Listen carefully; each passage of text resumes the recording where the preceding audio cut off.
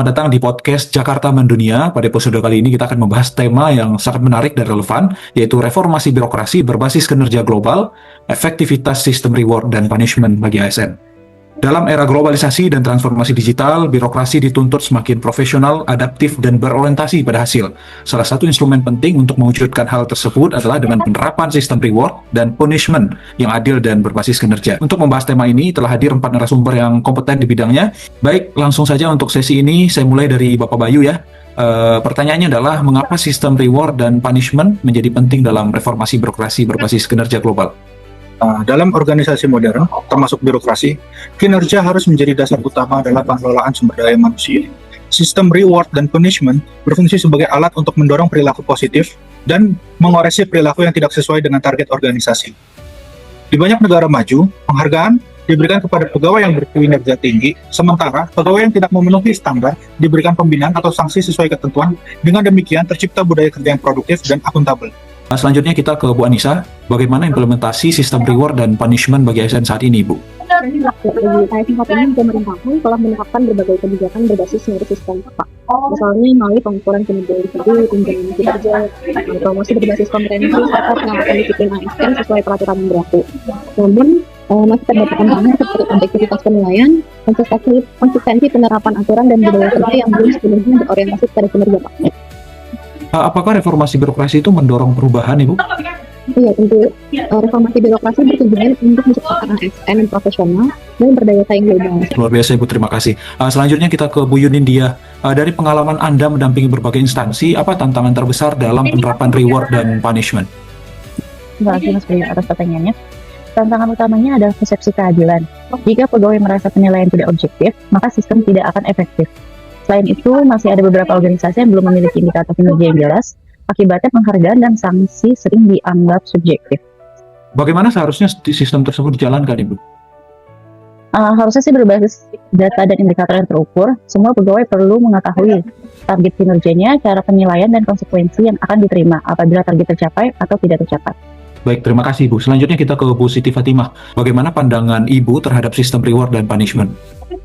Baik, menurut saya sistem tersebut sangat penting dan menjadi urat nadi reformasi birokrasi, di mana penghargaan atau reward yang tepat sasaran itu terbukti dapat secara langsung meningkatkan motivasi dan semangat kerja. Sebagai ASN di lapangan, kami yang berusaha bekerja dengan baik dan melampaui tentu inginnya diapresiasi ya. Tapi saya ingin menekankan bahwa penghargaan tidak selalu harus berbentuk finansial. Untuk membentuk birokrasi berkelas global, apresiasi bisa berupa pengembangan diri yang jauh lebih bermakna. Punishment juga mutlak diperlukan untuk menjaga standar profesionalisme, tetapi penerapannya harus bersifat edukatif dan proporsional. Bagaimana praktik reward dan punishment di negara-negara yang memiliki birokrasi unggul, Pak? Saya bisa mengambil contoh dari negara-negara seperti Singapura, Korea Selatan, dan Inggris. Di negara tersebut menerapkan sistem merit yang sangat kuat. Kinerja yang menjadi dasar untuk promosi, pengembangan karir, dan pemberian insentif bagi karyawan atau ASN di sana. Selain itu, evaluasi dilakukan secara berkala menggunakan teknologi digital sehingga hasil penilaian lebih objektif dan transparan. Apakah Indonesia dapat menerapkan model yang serupa, Bapak? Sangat bisa. Tentunya dengan menyesuaikan konteks dan regulasi yang ada di negara kita sendiri, Mas. Baik, Pak Bayu. Selanjutnya kita kembali ke Bu Anissa nih, Bu. Bagaimana konsep Smart ASN mendukung sistem reward dan punishment ini, Bu? Jadi, untuk Smart ASN sendiri memiliki karakter profesional yang berintegritas, menguasai teknologi digital berluasan global dan mampu beradaptasi dengan perubahan. Dan melalui sistem digital seperti kinerja, pencapaian kinerja ASN dapat dipantau secara lebih objektif sehingga pemberian penghargaan maupun sanksi akan menjadi lebih adil dan berbasis data. Sesi selanjutnya adalah saya ingin meminta rekomendasi dari Bapak Ibu narasumber terkait dengan penguatan sistem reward dan punishment. Mungkin dari Bapak Bayu, silahkan. Yang pertama harus disusun adalah indikator kinerja yang terukur. Lalu yang kedua, kita harus memastikan penilaian berbasis hasil kerja. Selanjutnya, mungkin kita bisa meningkatkan kapasitas pimpinan sebagai evaluator kita, sebagai bawahan. Mungkin seperti itu, Pak. Baik, Bapak Bayu. Selanjutnya silahkan Bu Anissa. Ya, kalau dari pemerintah diperdakan dengan mengembangkan sistem digital manajemen kinerja. Yang kedua, memperkuat penerapan sistem merit dan meningkatkan transparansi penilaian itu sendiri.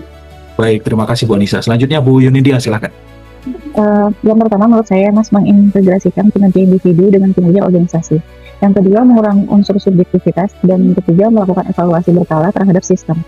Oke, siap. Terakhir Bu Siti Fatimah, Menurut saya rekomendasinya itu berfokus pada ekosistem kerja, di mana yang pertama itu instansi perlu terus memberikan penghargaan yang lebih beragam dan disesuaikan dengan kebutuhan pengembangan karir ASN di era digital. Kemudian yang kedua, mari kita bersama-sama menjadikan punishment sebagai sarana pembinaan yang konstruktif dan solutif. Kemudian yang terakhir, seluruh sistem ini baik penghargaan maupun sanksi harus dirancang untuk mendorong budaya kerja yang kolaboratif dan inovatif. Luar biasa. Menarik sekali diskusi kita pada hari ini.